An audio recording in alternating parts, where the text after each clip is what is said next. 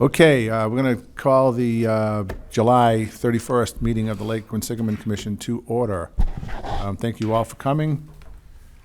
The world is ruled by those who show up. Speak of the devil, our ruler. So first order is that this meeting is being recorded, so everyone's on TV. If you would like to re-watch this later on, you can do that on Shrewsbury Media Connection, which is available on YouTube or the Shrewsbury Media Connection website. A little plug for those guys.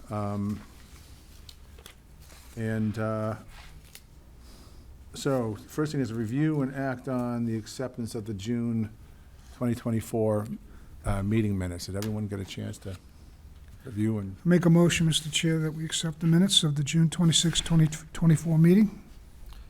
I have May 29th in that too, is that? Yeah, we didn't have a quorum that day, so. So we only accept those, all right. Yeah. No worries. Second. Second, all those in favor? Aye. Aye. Okay, and then review and approval of bills and expenses. Bill, the guy Bill isn't here, so you have nothing? I was not notified of any for today. Okay.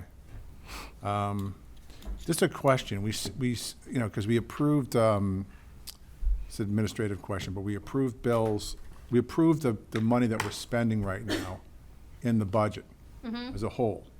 So there was a bill that came in from one of our vendors related to something we approved on the budget. Do we need to approve that bill again? I will verify with the open meeting law stuff. Okay. Get back to you. All right, I just want to pay Yeah. these guys in a timely fashion because they got a lot of stuff behind that. Yeah.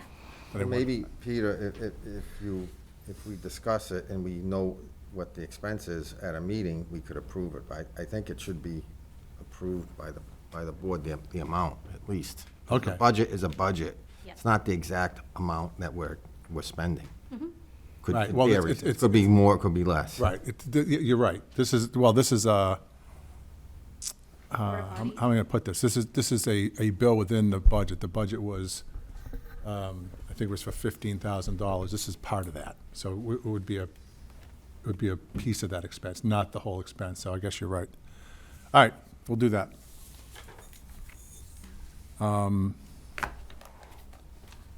And that said, public participation, we have, anyone's going to, on the list of that?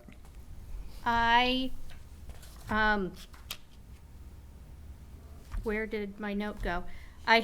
Was Marguerite gonna speak in public participation? You wanna come sit up at the table and you can do your 3 minutes? Let me double check. Would it be okay to give you guys this? I only have 6 copies. I wasn't sure how many would show up. I know you like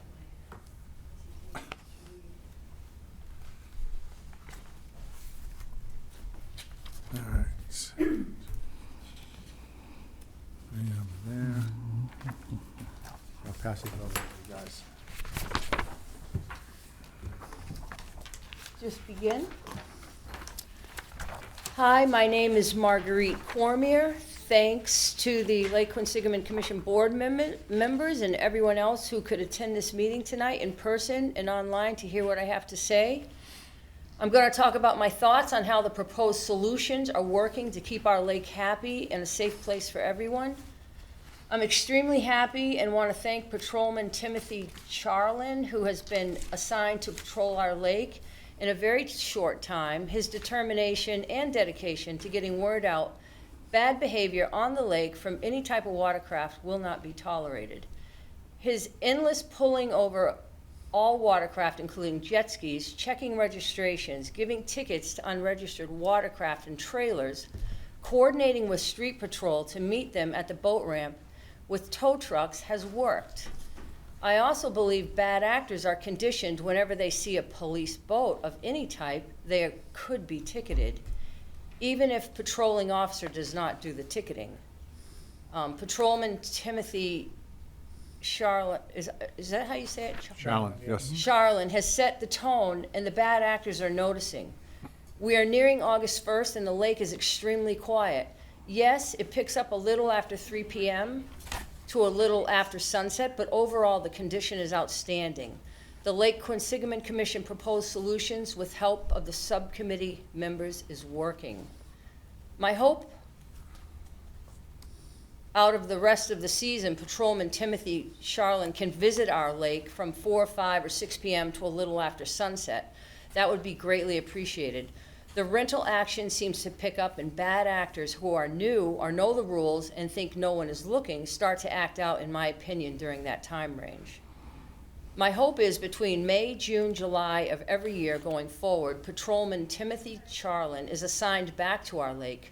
My hope is the continued law enforcement with the police, jet skis, and police boats on all sections of the lake, including Flint Pond, especially in May, June, and July of every year going forward, will keep this under control.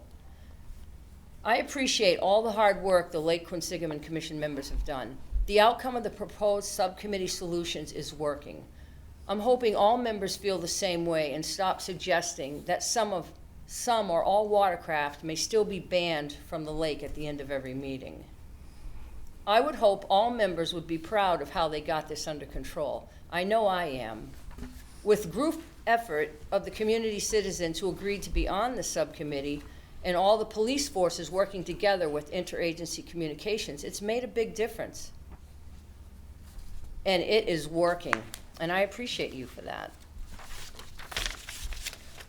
On my review of the 2 boat ramps, I had a chance to meet with a gentleman named Josh driving a DCR boat. This was at Oak Island. I let him know we were happy that they were closing those gates at the Quinsigamond State Park, Lake Ave, 283 Lake Ave every night. In my opinion, it has stopped the loud music from bothering residents on the lake and neighbors of the park. Concerns what I'm wondering about? If a child is on a Sea-Doo or a jet ski in the driver position with a parent or adult directly behind them, is this illegal? If so, can we find and read about this? I believe someone told me New Jersey just passed a law making this illegal.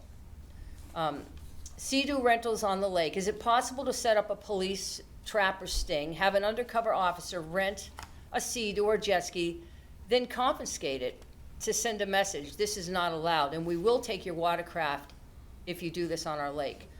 I just Googled Lake Quinsigamond jet ski rentals, and this pops up on Facebook. And it's a water ski, jet ski rental, Worcester, Mass, 122 likes, now booking. Please call with a phone number and email.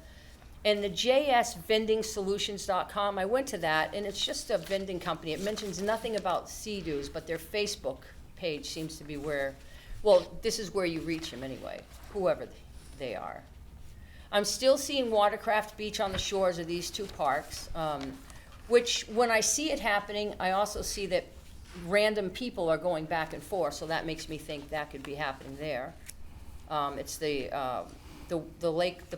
park at 10 North Lake Ave and 283 Lake Ave.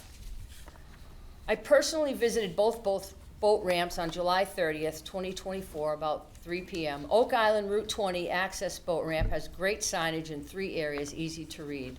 The trash barrel has been removed, and there's been little trash in the back walkway to get to the open shoreline.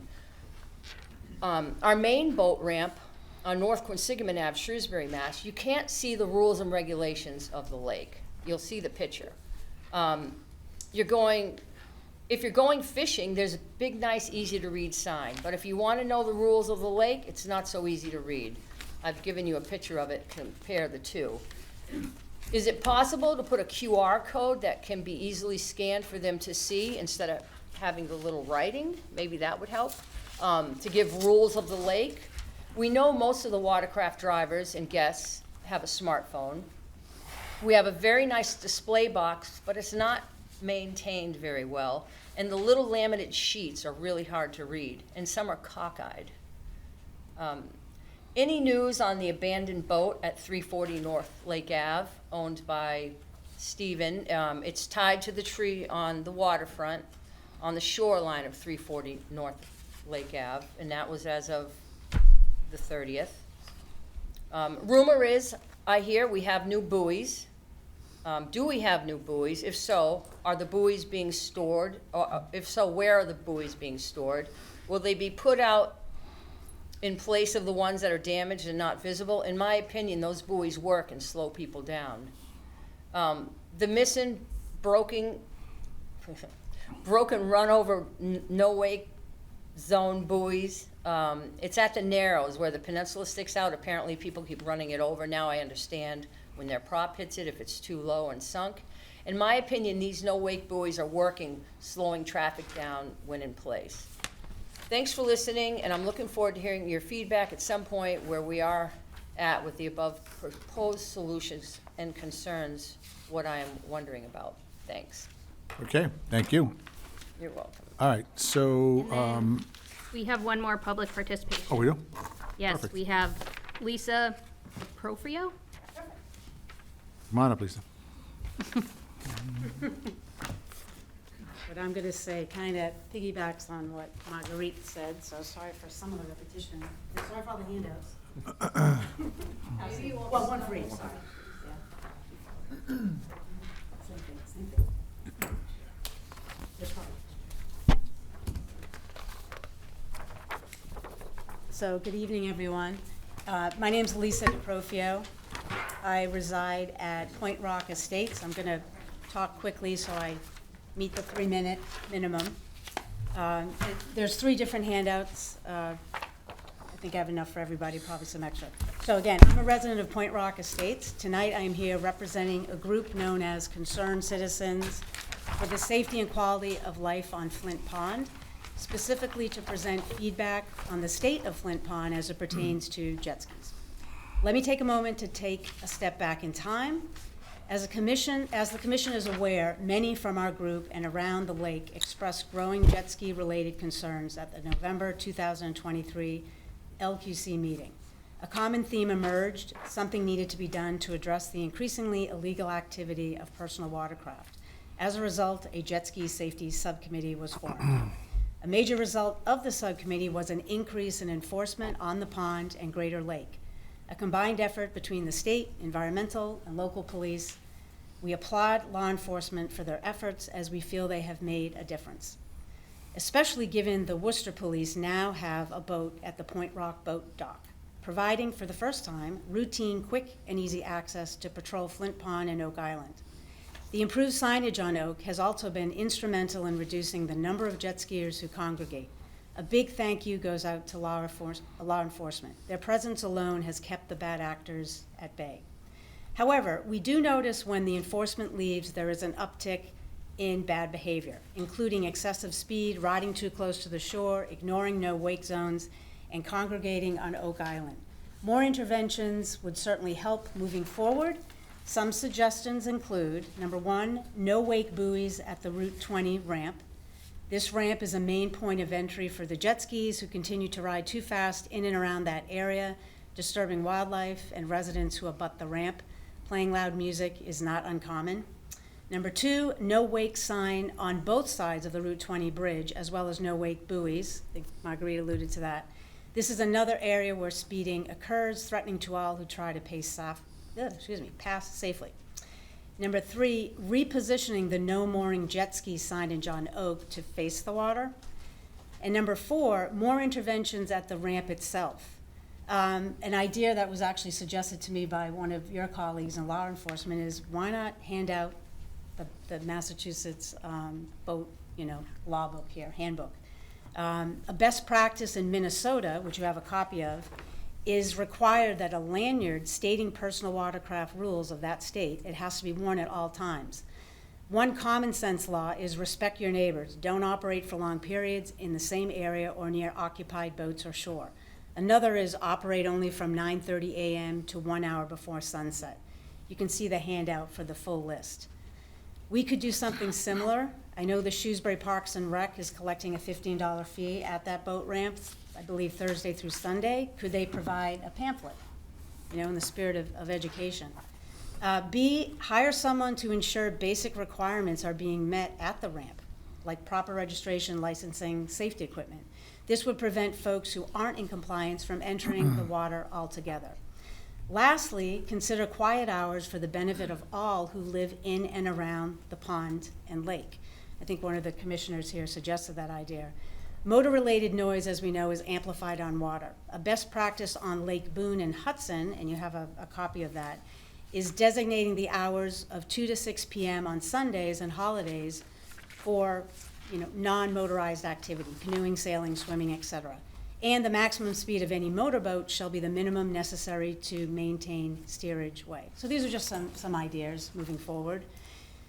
In conclusion, we appreciate the efforts of everyone, particularly law enforcement, to make Flint Pond and Lake Quinsigamond a safer and more enjoyable place for all. Hopefully, with continued enforcement and more interventions, that trend will continue. Time will tell. Thank you for your time. Thank you. Okay. Moving on to items number 6, Commissioners' reports. Mr. Piker. Mr. Chair, I look upon the lake daily from where I live, and I, by boat, travel up and down the lake frequently, as I did Sunday. Some of the things mentioned tonight, for instance, I've noticed the boat north of Lake Ave has been there for years. Why? I believe he's been identified by Marguerite Cormier as Mr. Stephen Baranov. Has not removed it. It's probably because he doesn't have a trailer for it. I'm thinking that's what's going on. I guess he would have to speak for itself, but this is something that's been brought up a number of times. Stephen Baranov. Now, I guess that's how he's so identified. I mean, you should take it out. Again, it may be an issue of not having a trailer, but this, at some point we may need to take a look at that in terms of who then would dispose of it. Besides that, I understand the dock off of Sunset Lane remains there. That should be out. Because when I go up and down the lake, if anybody knows anything of the history of my being a participant in the commission for a number of years, I brought it up many times years ago that, can't really allow for people to start mooring inflatables and the like because it just increases. And the lake, and everybody knows the lake is, relative to its configuration, not so large that it could allow for all of that and not have an impact on boating in general. So, other than that, Mr. Chair, the eagles are flying about, the eaglets. My observation of behavior in the lake is that things are better. Things are better. Let me just say that as a general term. I can get into specifics, but I'm not going to waste a lot of time on that. There's been kind of the lake is always busy Saturday and Sunday afternoon, but it seems a little less busy. I'm thinking that people are going on vacation elsewhere, and if they're taking their large boats and going to the ocean with them, well, maybe that's what they should do. We do have a length limit on the lake of 30 feet, but, now and then there'll be huge boats that'll be plowing up and down the lake, and it's just clear and evident that, maybe they're breaking in or whatever, but a boat like that should be in a bigger waterway. Other than that, Mr. Chair, the clarity of the water is typical of the end of July and August, and visually it's getting a little murky, but that happens from summer temperatures and a lot of activity. That's it for now, Mr. Chair. All right, thank you. Sergeant Bradley. I just want to touch base on our activity. So far, July has been one of our busiest months. I think a lot has to do with the 4th of July weekend. For just July alone, we had 129 vessel stops, similar to car stops, 35 vessel safety checks, 52 vessels had their voyage terminated, means they were kicked off the lake, 237 total incidents. Year to date, last year, the entire year, we had about 517 total incidents, and so far year to date, starting July, end of July, we had 520, so we're already at or past as many incidents as we had last year. So just showing a big trend in enforcement and activity on law enforcement side. I also brought Senior Marine Operator Valier here. He's going to touch base on the buoys. Well, thanks for having me back. It's been a long time. I appreciate the invite. I went to Marine USA today. They have 6 of the wider buoys, not the skinny tube ones, on a pallet in Florida that are going to, this is the whole country they checked. So they have 6 of them being shipped up. They should be here by Monday, Tuesday at the latest. And we're going to try and repair some of these other ones. A lot of them that are under, or mostly underwater, have been either sliced up by props or deliberately destroyed. All the lights that are smashed off, a lot of them, we'd replace them, and then 2 days later, same thing, they're getting destroyed. So I'm not gonna put more lights on there. I don't wanna waste the money and time doing that. We're going to continue to try and repair and replace what we can. We have no spares whatsoever right now. And I tried ordering back when you guys approved the money prior to the summer.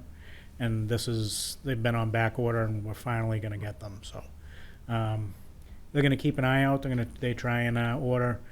I forget what the total was on that, but you guys allotted $5,000, I believe, for buoys. I believe they spent maybe $2,500 of that, half of it.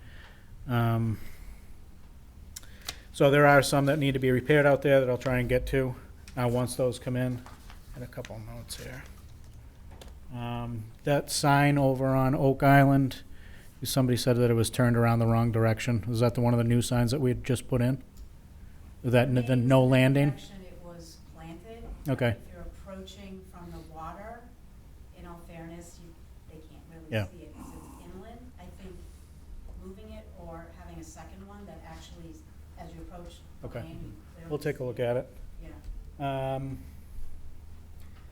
Officer Charland, yes, is doing a great job. All the marine operators that are out there are doing a great job. Everybody's been patrolling along with Worcester. Thank God they have their boat down there on Flint Pond. We also have our jet ski, which I think has been a huge asset this year in setting the tone of, the problems out there. But in conjunction with Worcester, I think this is probably our most successful season so far as enforcement goes, so. I would agree with everything you said. I'm disappointed about the lights Yeah. on the buoys. I have about 10 more brand-new ones that hesitant about putting them on because of somebody keeps Yeah, destroying if them. someone's doing it, maliciously, then that's a different story. If they They get, probably are. I mean, if they let's be get, honest. if they're getting run over, I think they're very nice at night. You can, it's hard to miss them yeah. at night, I can say that.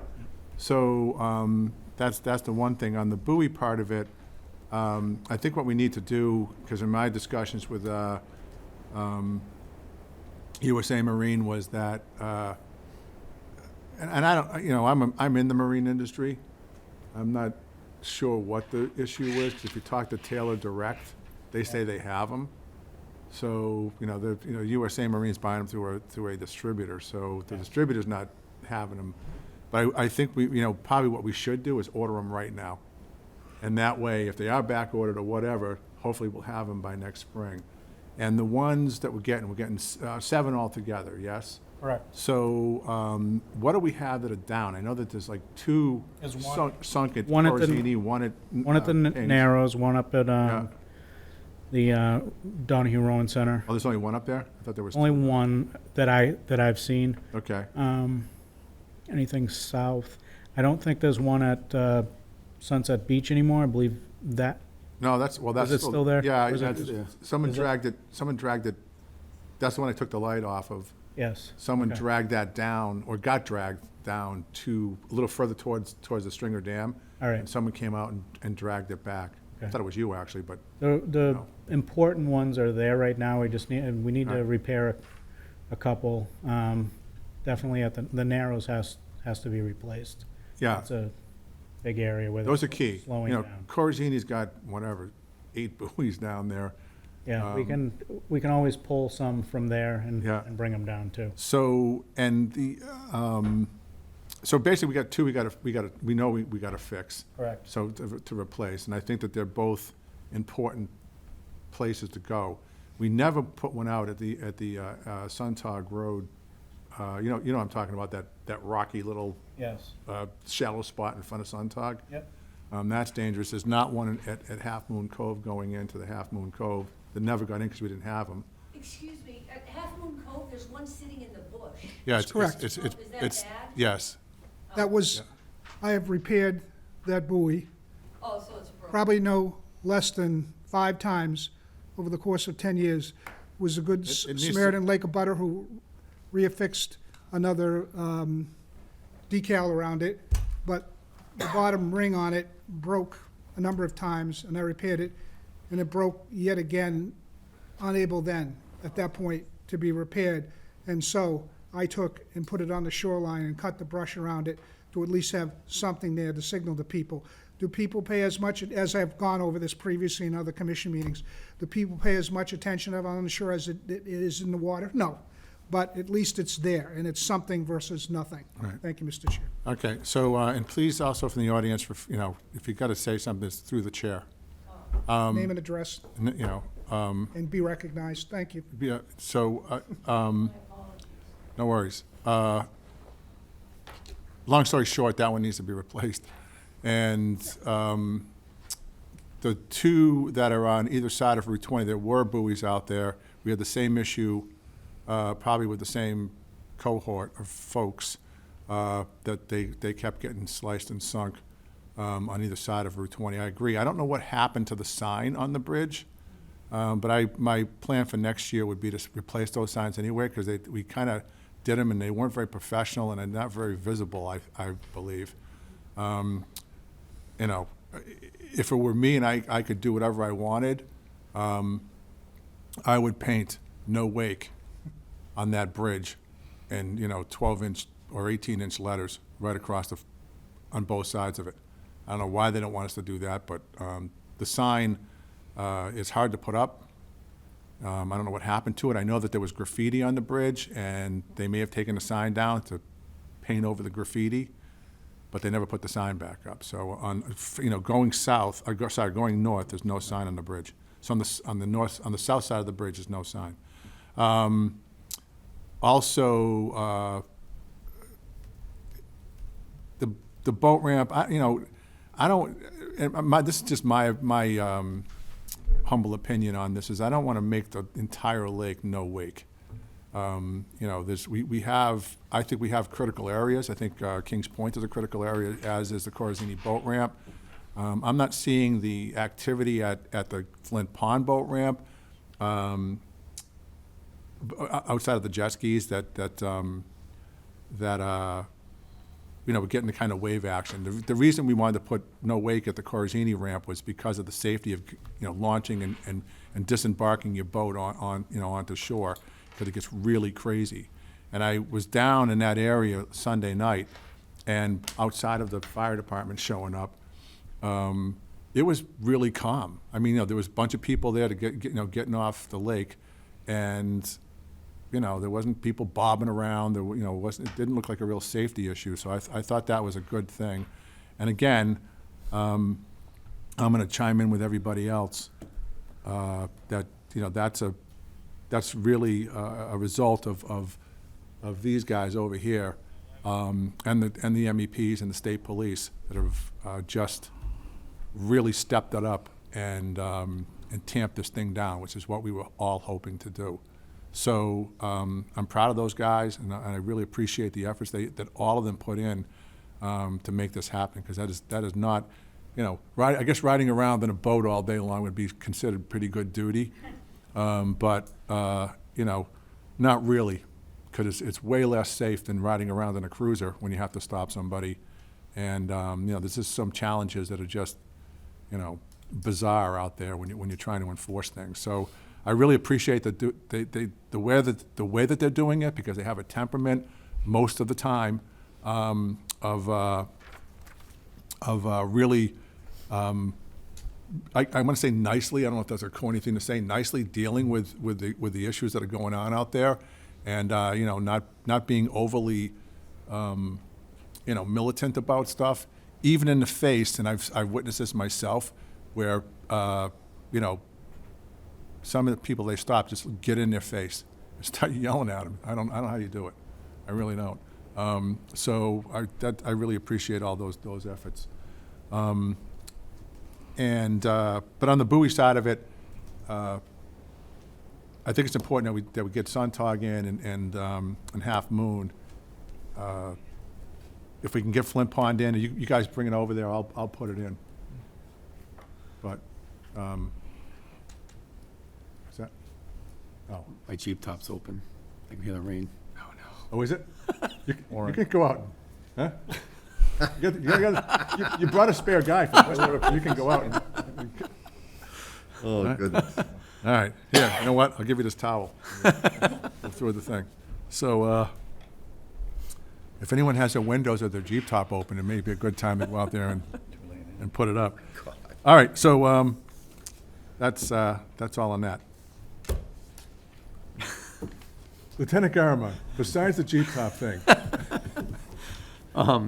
First, I want to introduce my replacement. This is Sergeant Jeremy Smith. He's taken over my spot. This is my last meeting. So thank you for 4.5 years of allowing me to Jeremy? thank you. participate in this commission. He'll do a great job. So 75% of our time has been spent on Flint Pond this year. We've been on the big lake here and there. Sometimes we spend 3 hours. Sometimes it's 4 hours in Flint, 2 on the big side. But 75% has been spent on Flint Pond. So most of our violations have taken place over there. So for the month, we had 70 total violations addressed, 4 check on the welfare, which were boats that people thought were in distress or something like that. We went and checked on. We handled 3 calls for loud music at the Worcester side of Quinsig Park with the boat, not a cruiser. We had 8 terminations, 7 tows, and 20 just boat safety checks of boaters. The majority of our violations have been jet skis. Oak Island has been better since we began enforcing the beaching and the mooring of the vessels. Santley and Cutliff do a great job of making sure that they cannot pick up and disembark passengers at the thing. And this has caused, and I've seen it firsthand when I've been out there with them, that people have packed up and actually left. Like, there was one day I was out there, 20 people showed up, jet ski pulled up. We told them they couldn't do that. All 20 people packed up and ended up leaving for the day. We have posted more signage at Lake Park for the moorings in an area that they were parking. So if you look at the beach at the Quinsig State Park, to the left, they like to beach them more. We put up a sign, they stole the sign. So we brought a ladder one day and we actually lag bolted it into a tree. So to get that out now, they would have to sit there and just continuously bend the sign. But the thing is, we put it up like 10, 12 feet high, so they have to bring a ladder as well. So hopefully that reduces some of the stuff. We have noticed an uptick at the pump station compared to June. The pump station in July has been a lot more busier with some moorings and some cookouts and stuff. I noticed that Sunday. Yeah. So the problem is we're so focused on Flint Pond. We thank Point Rock for allowing us to moor our boat there. It's easy access. They've been absolutely fantastic to us. Even on hot days, bringing us water. It's been very appreciative of the water bottles because we forget water sometimes. I've told Santley and Cutliff and the reserves that we got to start checking. We're on the big side to check out the pump station. What we do notice is from 6 to 8 o'clock, there is a big uptick at Flint Pond. Sometimes we can't cover past 6 p.m. I'm sure you've seen it. They know we're gone at 6 p.m. sometimes, and they come at like 5:30, 6 o'clock, and ride around for 2 hours. But we're doing the best we can. Since I've been with the boat, this is our most productive year for enforcement. All right, thank you. And I was gonna rip the sign too. The sign is missing. We noticed that as well. The sign going north on the Route 20. Yeah, all right, thanks. The Worcester boat over there has made a big difference. And Marguerite was, and rightly so, we should be thanking law enforcement. I also want to thank, because I've been begging for that small boat, and Jason will attest to this, because I told him to take the new boat to Indian Lake and give us the old one so we could get over there. But I've been begging for that thing for like 4 years. Unfortunately, when I go to city council meetings, I am not a resident of Shrewsbury, of Worcester rather, and not a voter, so you don't get much attention. So you can thank yourselves for doing what you did, because that's, that was a big factor in getting that boat over there. So thank you for that. Because your voice makes a big difference. Everyone's does in that regard. All right, Mr. Polito. The only thing I have is with the Conservation Commission still working with the residents at 101 North. They get out north on Quinsigamond. We had them put some more silt fence up, but, you know, they have to come back to us and give us their final plan on what they're gonna do to engineer that wall. All right, That's it. all right, cool. Mr. Truman. Nothing this time, thank you. Thank you. Okay, I'm just going to give my brief report. I'll piggyback on this and real quick. Thank you again for all the efforts you put in there. I believe it's a noticeable difference in the behavior of boaters on Lake Quinsigamond and also in the amount of boaters on Lake Quinsigamond, both in boats and on jet skis. So that is again, as a result of the efforts that the law enforcement is doing out there. The jet ski, the Shrewsbury jet ski is, besides being really cool, but it's stealth, and it's fast, at least when one of the guys is driving it. And so that's worked out very, very well. I would commend, and Tim Challen's done a great job, but, you know, I'm gonna commend all the law enforcement personnel out there because they're all doing it. Like I said, it isn't easy to do. The other things I want to talk about too is that on the weed management side, and Katie may get into some of this, we did get approval for our lake management plan. So just a quick thing about that is that they're allowing us to treat with Dash and Zone B, something we've never been able to do. And we also got approval to treat in Zone C. So Zone B, just to tell you where that kind of is, it's in between Nelson Point, basically all the way to Route 20. For our purposes, because there's a listed plant in those sections of the pond there. Not so much down by Kings Point, but down past south of the Stringer Dam. So dash treatments are diver-assisted suction harvesting, which is basically you send the diver down, just like it sounds, and they go down and do it. It's about an acre a day. It's really expensive. It's time-consuming, but it will work, and we can work around the listed plant. So that's good. I'm not sure exactly what areas in Zone B, because Zone B also covers Shrewsbury Bay, sorry, not Shrewsbury, well, it does cover Shrewsbury Bay, but it also covers South Bay, and it covers Half Moon Cove. I'm not sure if we'll get into Half Moon Cove, because we have a time constraint, because it takes so much time, and I really want to focus on Old Faith, which hasn't been touched as far as weed management, probably over the last decade, as long as I can remember coming to meetings. And since we found the rare, and also in Round Pond section of Flint Pond, which is between the Stringer Dam and Route 20. So that's, I think, what we're going to focus on this year, because that needs some attention. And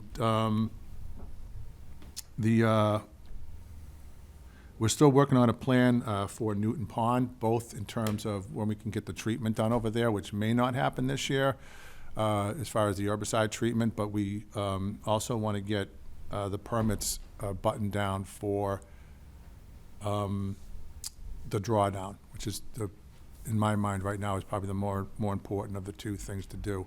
So I'm going to get that drawdown finished, or get the permitting finished, and so we're working on that right now with our consultants. And safety buoys, we beat that to death. And the last thing I want to bring up is, and this kind of will shed some light on what Marguerite was talking about, and Lisa as well, is that there is a bill in front of, right now it's in front of the Senate. It's called the Hansen-Malone Act.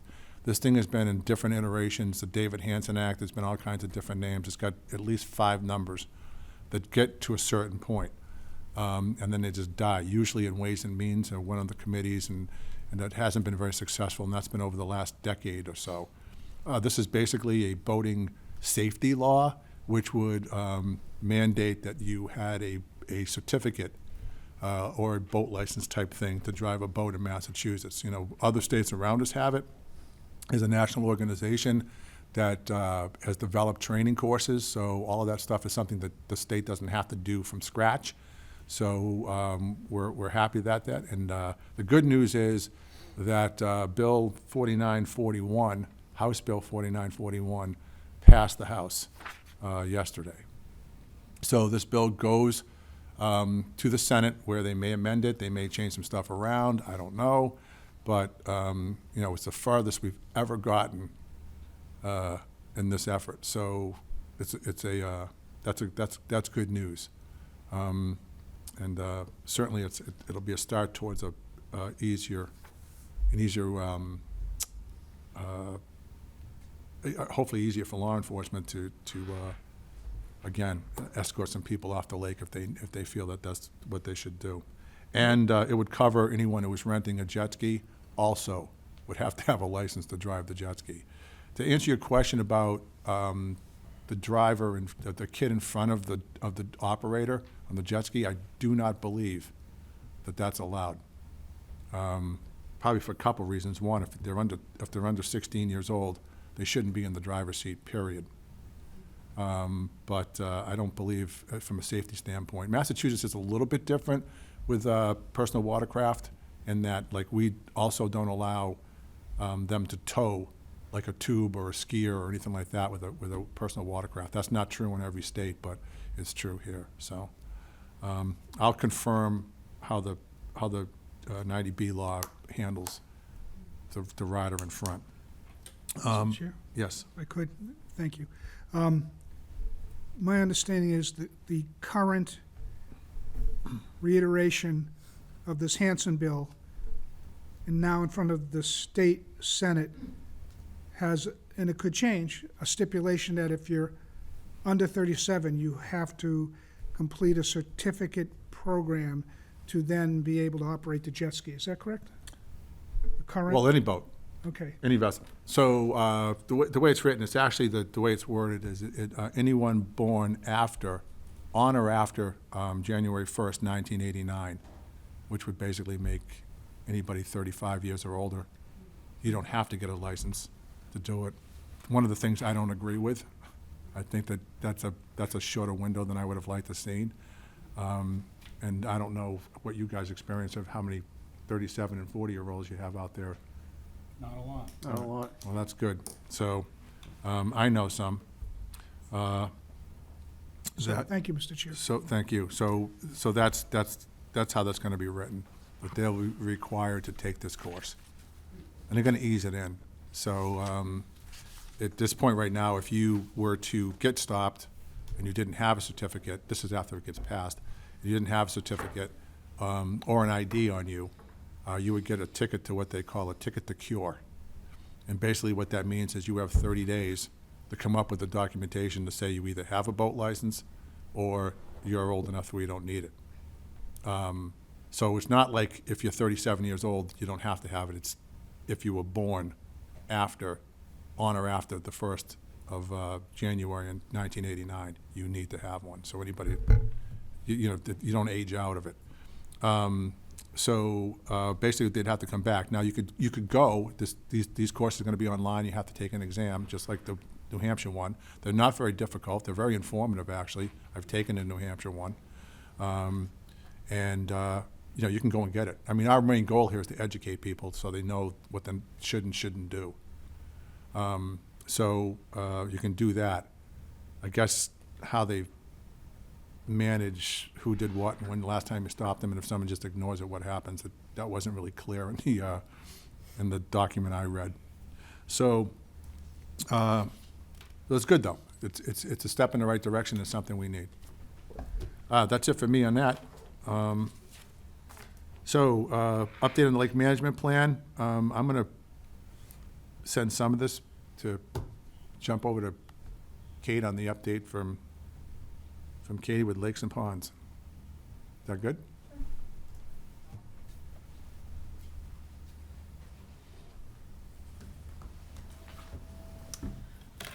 So good evening, everyone. My name's Katie, Lakes and Ponds Coordinator for the City of Worcester. So to start with some initial updates, or the updates I'll start with, based on our in-house monitoring program, water quality is pretty much along the lines of what we would expect to see about this time of year. It was mentioned that the water's beginning to get a bit murkier. It's in line with seasonal trends. It is at 8.25 feet right now, according to Secchi disk depth, which is a little bit better than what we've seen around this time compared to previous years, but certainly gets murkier along with the flow of the season. We've also been noticing some diminished flows at lake inlets. The outlets still pretty strong flow, which is always good. But along with other lakes in Worcester, we've seen, less rain, less water entering the lake as well. So for harmful algal blooms, we have started to see some increased activity of cyanobacteria. Our lake monitoring volunteer group, the results taken from the Oak Island boat ramp and then the DCR Lake Park sites did tip into the elevated bloom risk category. So we have our volunteer cyanobacteria monitors take water samples and we analyze them in-house. Most of the elevated bloom risk is due to high numbers of cyanobacteria relative to other species of algae. So overall, the amount of algae concentrated in the water is still at a pretty good level with this risk framework. And our phycocyanin concentration, which is a pigment pretty specific to cyanobacteria, is still pretty low as well. So I don't think there's any need for any sort of treatment. Just a note, we're starting to see an uptick in that type of activity, and we'll keep monitoring it. Lake Quinsigamond is not very impacted for cyanobacteria compared to other water bodies in the area, but fortunately we have the resources and the framework set up to be able to understand these problems and respond if needed. So we'll keep you updated on that. We had a remote monitoring buoy set up outside of the Lake Ave pump station, and so that buoy has detected pretty low levels of algal activity and low cyanobacteria activity as well. So it's very common for sections of the lake to have increased cyanobacteria and other sections to have lower. These blooms can be very ephemeral, very localized, and they're not at the bloom level just yet. Our second monitoring buoy at Quinsigamond was stationed just outside of the DCR Lake Park. We think that was probably a victim of vandalism. It got detached, and I don't know exactly who picked it up, but eventually it made its way to Peter, who gave it back to me. Thank you very much. It needs some repairs, so we're not able to redeploy that at the moment. The buoy itself is still in the water. We just haven't had a chance to remove it, but it's pretty close to the swimming area, so it's not really in anyone's way as well. But the monitoring unit itself is what is in need of repairs. And then the last water quality update is the Gouch Park water access point, which is monitored by the town of Shrewsbury, is currently closed due to exceedances for fecal bacteria. I think Jordan Pond was recently reopened by Shrewsbury though, so that's good news there. The DCR properties are open and have experienced earlier season closures but are open at the moment. As Peter mentioned, we've been working together for the lake management plan. I don't have too much to add onto Peter's report.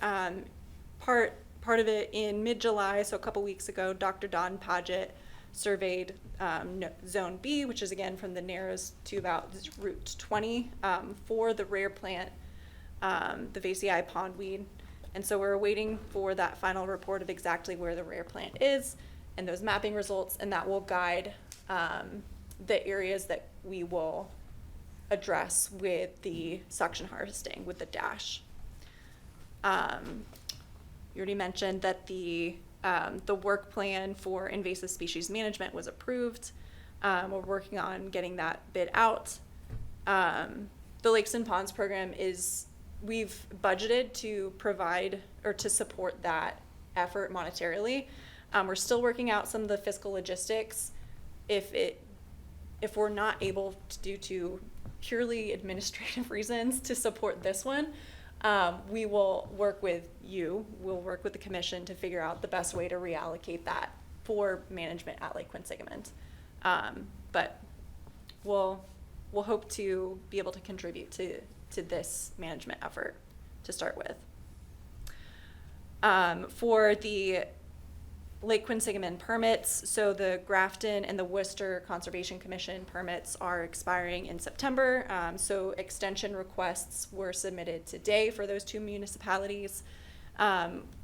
The Natural Heritage Project Plan, which is the lake management plan specific to all things in the lake, but with the framework of endangered species, expires on August 26th. So all of our management efforts need to happen before that. We have permission to continue the drawdown activities into the fall. So the extension of the Conservation Commission permits would essentially be just for the drawdown. And then once the new vegetation management plan is done under the Natural Heritage Framework, we'll reconvene with the Conservation Commissions to see if we need to do like a project change to the OOC or what the best framework is for that. We probably won't need any huge changes for the project plan, but it's a good opportunity to kind of see what's been working, what we can add, what we don't need to do anymore. And this is kind of going off on that. So the section of the lake just north of Main Street that the Lake Quinsigamond Watershed Association has been working on through volunteer pools. It's not that clear that it's currently covered under the current permits.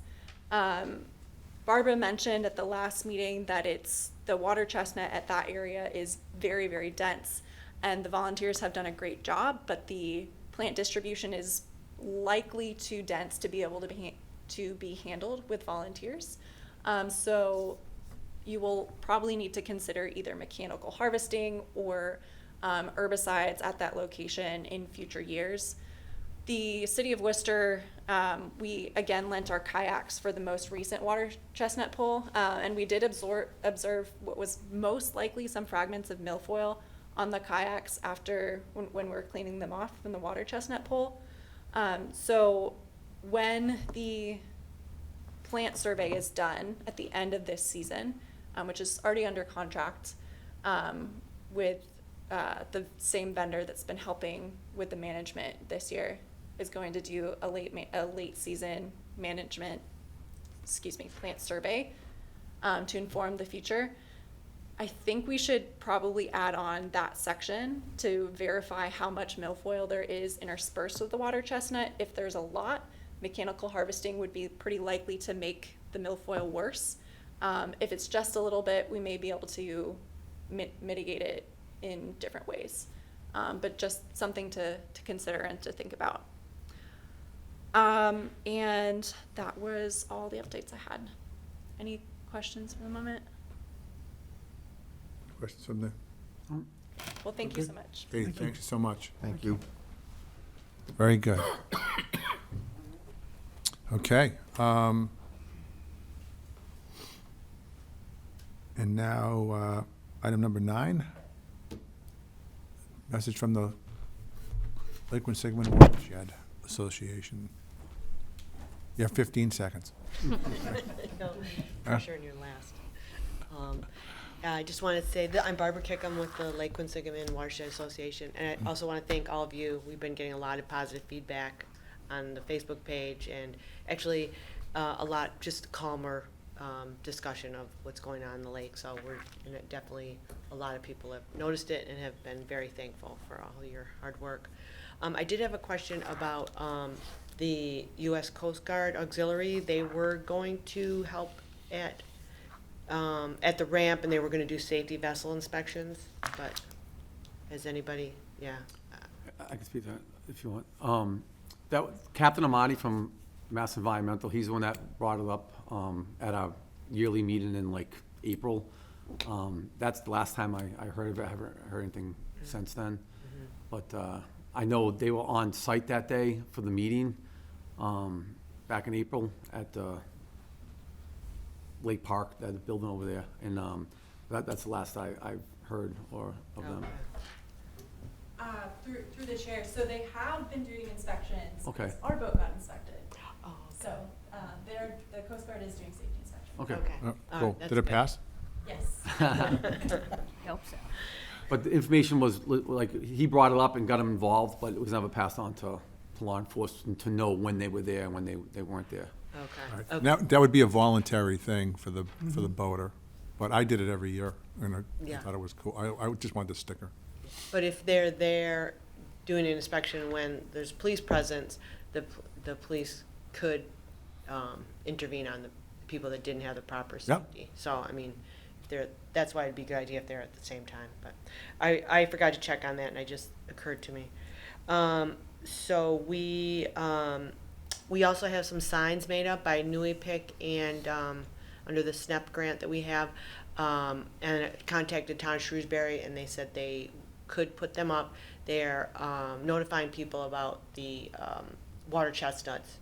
They're pretty large. I think they're like this. They're going to put them up at Gauche, at Corzini, and at Oak Island somewhere. So I'll let you know when they go in. All right. I don't great. have them yet. Next week, they said they. So they have them they up. have a picture of the plant on it. They have a picture of a Yeah, yeah, plant, cool. and they have a QR code that I believe goes to Newey Pick and dividing, Right. describing what the, Perfect. yeah.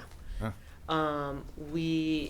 I sent an email to you, but, or a text, but just to let the rest of the commission know, we did find another pond in Shrewsbury that has, a lot of water chestnut. It's known as Hebert Pond sometimes. It's next to what's called the Secret Garden, but on maps it doesn't have a name. But there's a lot of water chestnut, and it does have an outlet, but it goes to the Assabet. So I don't know if we can use it we can do anything with our grant money for that, because it's for the Blackstone.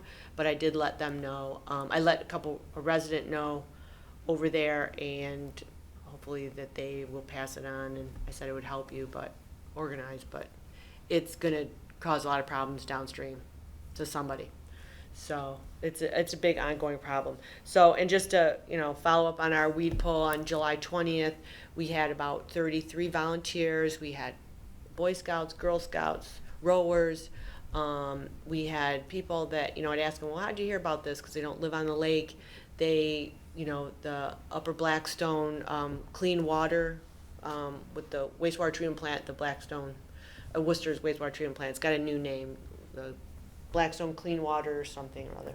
But we had several volunteers from there. Yeah, so we had like 6 people in boats and people on land, and we pulled probably a ton of weeds. We estimated it was about a ton, like 48 bags.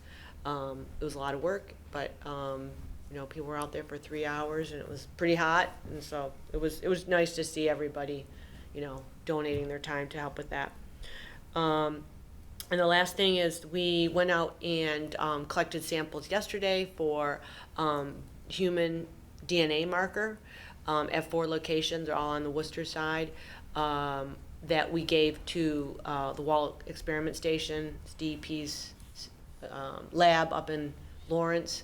And they don't do canine or avian DNA to kind of break down what all the bacteria that's coming into the lake. It's just human, so that we can address if there's a sewer leak. But it will take 2 months to get the data back. They have such a backlog. But we'll also be getting one round of E. coli and enterococci bacteria. So in my walking and riding my bike around the lake, there's a lot of dead roadkill, and I'm sure that adds to bacteria getting to the lake. So at some point, street sweeping, with the new NIPD's permits, hopefully that will help with all the animals. Just, they're small, but it's like, if there's a big one, I do call the animal control. But it just things like that, and animal waste, dog poop, whatever, just adds bacteria to the lake. And that, and the geese are a huge problem. I'm sure that the geese clearly are the problem at Gauch Park, with tons of geese hanging out. There's a small area. So, you know, it's gonna be a number of control measures to get the bacteria levels down, that go into the lake. So, that's it. That's it. Barb? Chair? Oh, go ahead. I just want to commend your effort for coordinating such a large group to do such a great job to try to keep water chestnut at bay. I think that's wonderful, and I think it's great to see how much participation you got, and I just want to acknowledge that publicly. Barbara, thank you very much for your efforts. Yep. Mr. Chair, thank you. You stole my thunder. Yeah, and Thank Peter you. helped, and his wife helped, and brought about his skiff, and the city was there, and. it I did was more a than lot my of wife, but yeah. people. Yeah. All right, thank you. Thank you. Okay. Item number 10, review correspondence. The only one that hasn't really been mentioned thus far, boat setter. I think Marguerite did mention it in her public comments, but there's a report of somebody renting out their pontoon boat on the lake. Yeah, well, it looks like to me that there's an effort to do it. I'm just going to reiterate that, renting a vessel on Lake Quinsigamond or having a vessel for hire on Lake Quinsigamond, and I mean letting someone drive it, you driving it around and renting it out to people behind you, that are in the boat, all of that stuff is not allowed on Lake Quinsigamond without a permit from this commission. So, For reference, that's Rule 14. thank you. You're welcome. Rule 14. So, which could invoke Rule 29 and 30 on your boat if, we keep catching you doing it. At a future meeting, speaking of rules, I'd like to go through the rules, but there is one rule I would like to propose, and I'll have text for it in the next meeting, and that is, if you get caught purposely destroying a buoy on this lake, a safety buoy on this lake, it's going to go right to Rule 29 and 30 if we catch you doing it. So that's going to be my my proposal on that, because that is just, these buoys are there for everyone's protection and everyone's safety. So going around and, slicing them on purpose just because you don't like them or whatever, not going to, it's not going to be tolerated. So, with that happy thought, we'll set the date for the next meeting. I have Wednesday, August 28th. It's during early voting. Yeah, So I'm not sure if this room will be available. okay. The training room is. The training room at the next Would you door. like to just make the decision to put it over there? That's fine. Okay, Fine with me. If it's okay with, Yeah, definitely. With, If it's yeah. available, we'll book it. yep. all right, We thank you. pre-booked it. Oh, okay, perfect. You're the best. That's why we gave you a mic. Oh, thanks. All right, so August 28th, 2024 at the beautiful new Shrewsbury Police Headquarters. With that, item 12, I'll take a motion to adjourn. Motion to adjourn. Second? All those in favor? Aye. Thank you.